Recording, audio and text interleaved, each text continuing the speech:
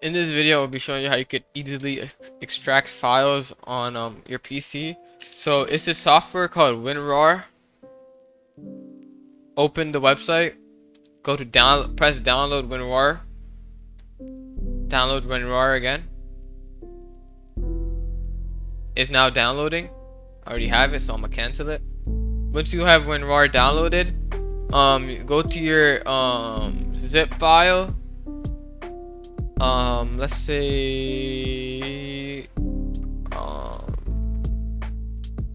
Let's say this is my zip file right here.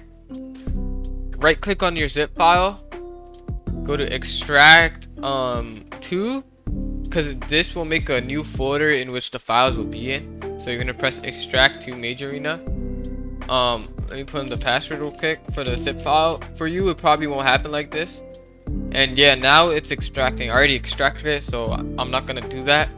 But yeah, very simple, pretty easy to do. And yeah, that's basically it. I'll see you guys in another video. Bye.